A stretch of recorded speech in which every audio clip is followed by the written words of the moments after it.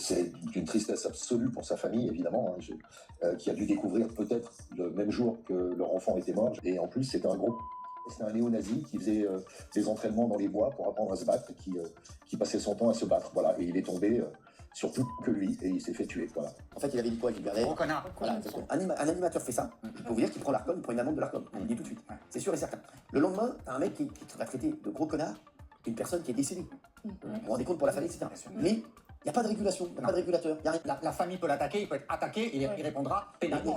Bon voilà, Bruno Gassio, qu'est-ce que vous voulez? Alors oui, il a fait les guignols, oui, les guignols c'était gay et bien, mais je sais pas ce qui a changé, si c'est lui qui est vraiment devenu une grosse merde ou pas, mais c'est juste un scandale quoi. Le mec, je sais pas si c'est juste parce qu'il est de gauche ou juste parce que c'est un gros con, que voilà, il est obligé de faire un truc comme ça, je sais pas si c'est pour buzzer ou quoi, mais si c'est le cas c'est encore pire. Il a une sorte de fausse empathie envers la famille en disant ouais, d'apprendre que son fils il meurt et tout, mais en fait il met une balle en disant, et double peine, ils ont appris que c'était un gros connard. Mais qui fait ça quoi? Vu que lui, il avait des idéologies de merde, c'est un gros connard, mais le truc c'est qu'il parle à sa famille. C'est comme si demain son gosse il meurt, et je sais pas, on apprend qu'il aimait un truc, et que bah moi je détestais ça, ou une personnalité connue on va dire, et du coup à télé, il pouvait dire ça. Ouais, le fils de Bruno Gassio, il est mort, ça doit être triste pour son père, mais bon en même temps, quand on sait qu'il aimait tel truc, c'est vraiment une grosse merde. Enfin, vous voyez quand même la dinguerie, et il a raison Hanouna de le dire, n'importe quelle autre personne aurait insulté comme ça un mort qui n'est même pas encore enterré, à la télé, que ce soit un animateur, un chroniqueur, ou même un autre politique d'un autre bord, de droite, du centre, d'extrême droite et tout, mais ça aurait fait un scandale pas possible. Donc là, on voit vraiment que l'ARCOM sont corrompus jusqu'à l'os. Ils condamnent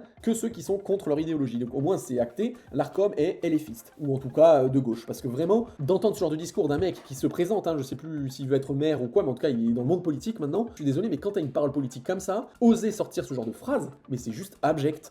Du truc, il dit le climat est très violent. Mais qui fait ce climat? Ah, mais c'est ça. La violence, Il dit quand même- les mots. Alors, Et il lui, raconte une anecdote qui est incroyable, Fou, Bruno ça. Gassio, qui voit quand même, non mais Bruno Gassio, il a raconté une anecdote, il a dit qu'il y a un mec qui lui a mis un coup de ventre un jour, voilà, juste il a fait ça, genre, voilà, Bruno Gassio lui a dit dans l'oreille, cours et cours vite. Non, mais- Ça, c'est Il dit qu'il est- le début de l'embrouille. Ouais, c'est le début et la fin. Le début, le gars, dans l'oreille, cours et cours vite.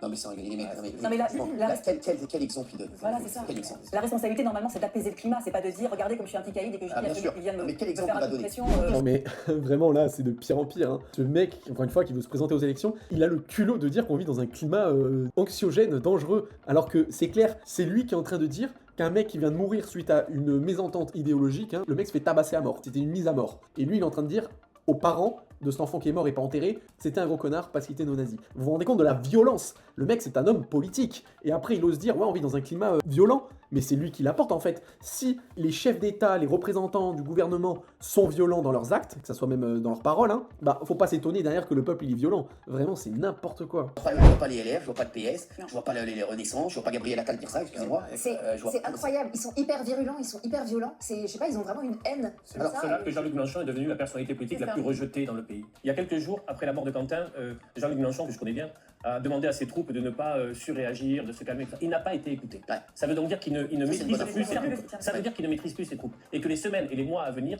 vont être d'une violence politique inégalée. Mais c'est là où On est rentré dans quelque chose de totalement immonde. Voilà, une bonne conclusion. De toute façon, l'extrême gauche, c'est le nouveau fascisme, c'est l'horreur, c'est le truc qu'il faut vraiment endiguer parce que c'est un cancer, c'est le nouveau cancer politique actuel.